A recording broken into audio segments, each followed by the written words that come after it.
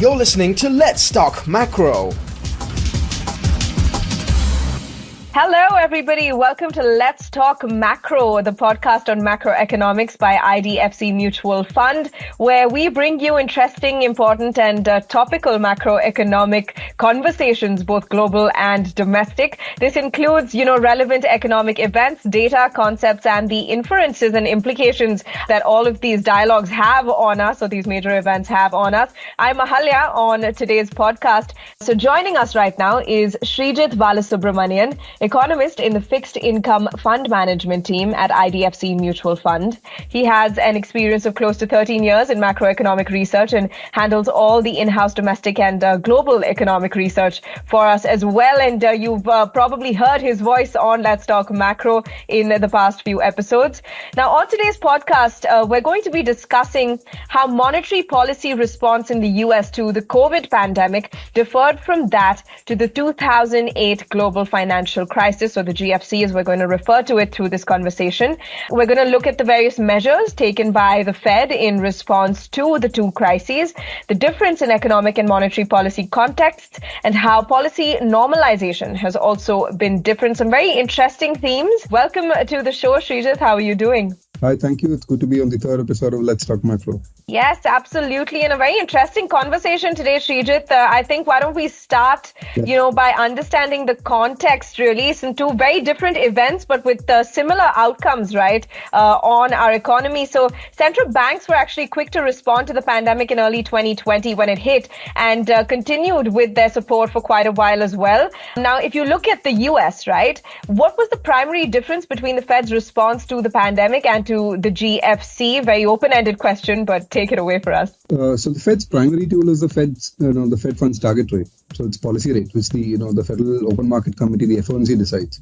So if you remember, the FOMC had actually cut its policy rate by around 150 basis points in March 2020, when the pandemic started. But more importantly, we have to actually look at the policy stance and the level of rates before the two crises. It sort of reflect the economic context going into each of these two crises. Now, 2002 to 2003, which is before the GFC, globally we had a very strong trade and economic growth period, and even the US is experiencing some inflationary pressures back then. So from 2004 to 2006, the Fed had actually raised rates by over 400 basis points, I think 425 basis points to be exact, and it held it there till end of August 2007. So when the GFC hit, it could actually cut rates in response to the crisis by a very steep 500 basis points over a year. So if you compare that to the eve of the pandemic, where policy rates were only 150 basis points above zero. So there's this big difference in gap. Right. So this is because after GFC, the Fed continued to hold rates low for several years, and it started normalizing or actually raising rates only from end 2015. So that is like a good 7 years after the GFC hit. Even then, it had actually cut rates in 2019 as the economy was, benefiting from an extended expansion without any real inflationary concerns. So the space available to cut was quite different in each of these two crises, but so was the economic context in terms of, in the inflation and labor markets. That's really interesting. Thank you for opening up the conversation with that insight. I also want to draw everyone's attention to a really interesting phenomenon, right? Quantitative easing, or the QE. We've heard a lot about that and how the Fed undertook that for many years after the GFC, right? Was that also different this time in terms of their response? And where exactly are we with this whole QE thing? So QE is nothing but the purchase of securities, typically longer-term government bonds or even mortgage-backed securities or MBS of government-sponsored entities in case of the US, which is to increase money supply in the economy, or in other words, increase the reserves that banks hold at the Fed. Now, this obviously also increases the central bank's balance sheet size. Now, after the GFC, we had multiple rounds of QE across years, as the euro area also witnessed economic turmoil, if you remember. Now, the so-called taper tantrum episode, when the Fed said it could actually just consider tapering its asset purchases. That is, still buy assets, but by a lesser amount. And some of the emerging markets, including India, witnessed capital outflows then. This was only in September 2013, if you remember. So which is like, 5 years after the GFC hit. So QE was actually quite spread out, with the initial response being in late 2008, but then across 2009 to 2013, this continued.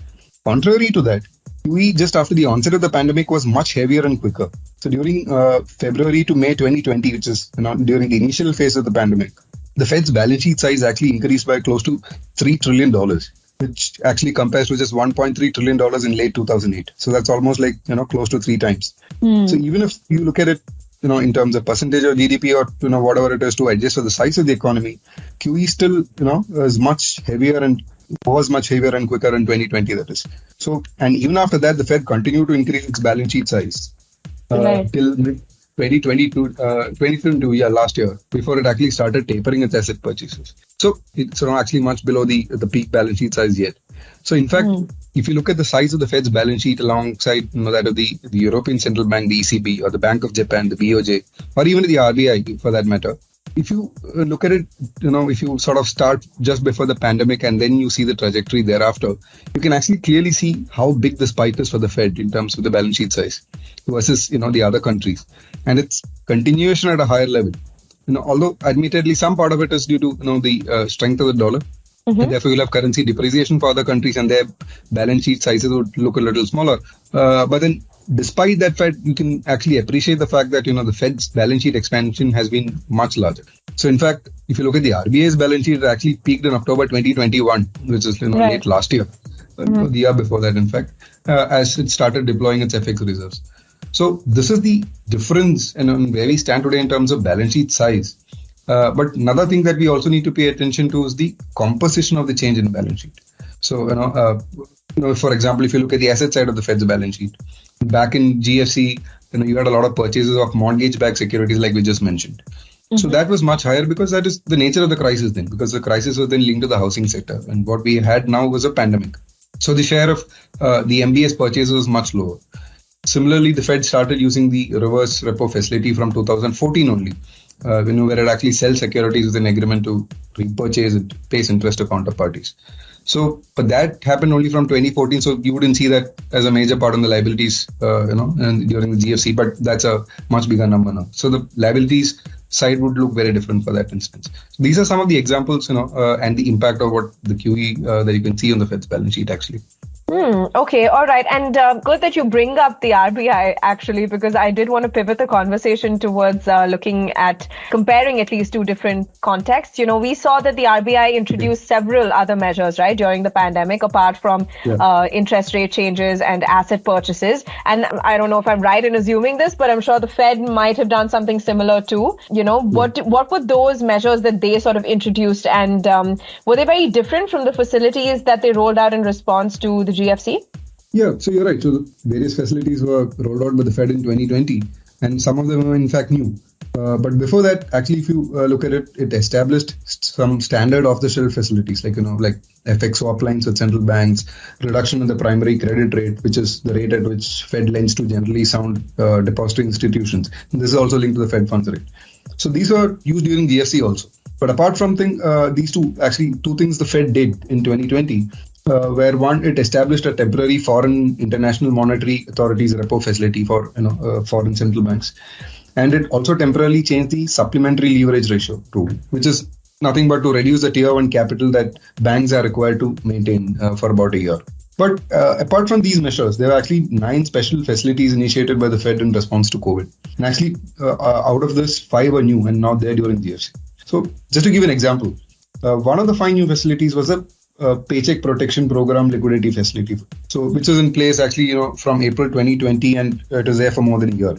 This program, if you look at it, so there was this Paycheck Protection Program (PPP) by the Small Business Administration in the US, which actually provided loans to small businesses so that they can keep their workers on payroll during the pandemic. The Fed's facility in turn supplied liquidity to participating financial institutions through term financing backed by these PPP loans to small businesses. This is one sort of a facility. Another example that I can give you is the Main Street Lending Program, which actually supported lending to eligible small and medium-sized businesses with deferral of principal and interest payments. Now, even the facilities that were not new, apart from these 5, were actually quite effective. So some of these were actually there, like I said, during GFC also. For example, the Money Market Mutual Fund Liquidity Facility, which assisted money market funds in meeting demands for redemptions by households and investors. And even something like the Primary Dealer Credit Facility, which allowed primary dealers to support smooth market functioning, right, and just to ensure the availability of credit. So all these credit facilities which actually kicked in were very timely, and some of them were well utilized also, and that really helped. But also you have to look at what other measures apart from the credit facilities, particularly in 2008 were, because the nature of the crisis was quite different. Now in GFC we had a financial crisis which actually originated from the housing sector. So the Fed had to authorize an acquisition of financial institutions, and even lending to some by regional Feds. Right. It had something called an operational twist, which is quite famous. It was actually done in 2011, where it actually bought long-term treasury securities and simultaneously sold short-term ones. As like I said before, the things are also complicated by the euro crisis after GFC. So in fact, post-GFC period saw the rise of forward guidance as a major tool, which is a big thing even now. So in short, all the facilities and measures the Fed rolled out in response to the pandemic. Some of them are definitely new, but all of them are quite important. Nice. Okay. Also great that you sort of bring up the difference, right, between context of the GFC and how it's rooted in the housing sector and the pandemic. I think that's important for us to remember because, when we look at the pandemic being this major economic event, it was followed by many other economic events as we've seen over the past 2 years, right? One of the biggest things is the rising inflation all over the world that people are experiencing. And we're currently in the phase where many central banks around the world are withdrawing their policy accommodations, right, that they actually provided during the pandemic, and going beyond that, like the Fed, for example, is doing now to fight very high inflation. Withdrawal of monetary policy support is equally as important as providing it, it would seem. How different is that at this time? Yes, you're right. So normalization is a very important aspect, and again, different this time given the different context. After GFC, we had a slow exit phase, where initially liquidity and credit facilities were allowed to expire. And then forward guidance was tweaked, asset purchases tapered only from early 2014, policy rates were hiked only from December 2015, and Fed's balance sheet normalization, in fact, started only in 2017. And even that was sort of reversed, and rates were, like I said before, cut again in 2019. So it took a really long time. And it was, like I said, a very slow exit as inflation was actually undershooting the Fed's 2% target. And then around 2019, if you remember, the economy was clearly benefiting from an extended expansion. So in the US, unemployment rate was low, not just at the headline level, but even across lower income groups and for various ethnic groups. The Fed, in fact, updated its monetary policy strategy and adopted the average inflation targeting framework, which is where it actually decided that it will allow inflation to overshoot its target for a while, so that the 2% target is achieved on average over time. So it's not like it'll immediately hike rates when inflation goes above 2%. It will let it be there for a while so that it averages 2% over a period of time. In fact, they also made assessment of economy's maximum employment more broad-based and not just based on a single number. So all this effectively, like I said, meant the Fed would actually tolerate inflation even if it is a little above 2% and not raise policy rates immediately when it sees inflation go beyond that. But then obviously COVID happened. And more importantly, the outsized fiscal response that we saw in the US to COVID. So what happened during COVID was that we had an unprecedented situation of global supply bottlenecks, but also very large direct fiscal stimulus in the US. Unlike in India, for example, where the stimulus was much more nuanced. And a large part of this direct cash payments, and unemployment insurance really pushed up the excess savings pool of households. So this actually, pushed goods inflation much higher, which is what you see rotating now into services and rents. And the demand-supply balance in the labor market was completely off. Job openings spiked and wage growth picked up beyond their normal rates. So hence, the Fed, after initially thinking the high inflation episode would be transitory, it actually changed its narrative in 2021, late 2021, around November, and started raising rates and tapering its asset purchases from 2022, last year that is. So far, if you see, the Fed has raised policy rates by 425 basis points. It plans to raise it further this year and potentially keep it at that peak rate, even if growth slows down, until they actually see signs of sustained decline in inflation. But again, if you see recently, the headline inflation prints have started to come off, but core inflation has been stickier. And, we have to look at wage growth, which continues to sort of stay high as well. Mm-hmm. So this time, it's not just a withdrawal of accommodation, but further tightening, and that too much faster when many other central banks are also doing the same. So if you actually compare it to the GFC, in terms of normalization, so we are hiking much more. It's been faster. The magnitude is also higher. So the tools are quite similar, but the way the Fed has used it is also different because the response to the crisis, particularly fiscal, was much different this time. All right. I think this gives us a pretty good picture of how contextual macroeconomics is as well, and how important it is to consider context throughout all of these dialogues. And from today's conversation, I think it's clear that, the monetary policy response in the US to the pandemic, whether it was in the case of rate cuts or QE or rolling out credit facilities, were all different from that during the GFC.